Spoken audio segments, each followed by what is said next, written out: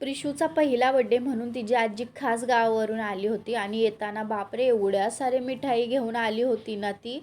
आणि इतकं म्हणजे ते मिठाई बघून असं तोंडाला पाणी सुटत होतं ना. आणि सातारचा कंदी पेढा म्हणजे वा मस्तच, असं तोंडाला पाणी सुटत होतं. आणि ते साखरेमधले गुलाबजाम, प्रिशू ते बघून बघून धावत होती ते मिठाई घ्यायला. आणि प्रिशूचा पहिला बड्डे म्हणून आम्ही रात्री एक छोटंसं केक कटिंग करून घेतला होता. म्हणजे प्रिशू आणि तिच्या बहिणी होत्या आणि ती असा विचार करत होती की हे काय चाललं आहे नक्की माझ्यासोबत. म्हणजे तिला सुद्धा समजत नव्हतं की तिचा पहिला बड्डे आहे. म्हणजे मुलं कशी असतात ना पहिल्या बड्डेच्या वेळेस, त्यांना काही समजतच नसतं.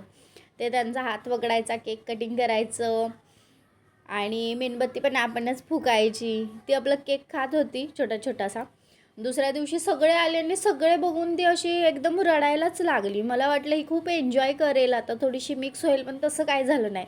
आणि असं काय मी घरातच छान डेकोरेशन केलेलं तिच्या बड्डेचं आणि हळूहळू सगळे जमायला लागलेले आणि सगळेजण छान खेळत होते. ती आपली बघत होती इकडे तिकडे, थोडंसं रडत थोडंसं खेळत असं तिचं चाललेलं. आणि तिच्यासाठी मी असा मिक्स फ्रूटमध्ये केक ऑर्डर केलेला. तुम्हाला कसा वाटला मला कमेंट करून सांगा. आणि जोपर्यंत तिचं बड्डेचं सेलिब्रेशन चाललेलं ना तोवर ती रडतच होती कंटिन्यू. आणि तिला आम्ही किती हसवायचा प्रयत्न करत होतो काय नाही, पण तिचं जर रडणंच चालू होतं. आणि डेकोरेशन पण हळूहळू सुटत होतं, थोडंसं इथून तिथून खाली यायला लागलेलं.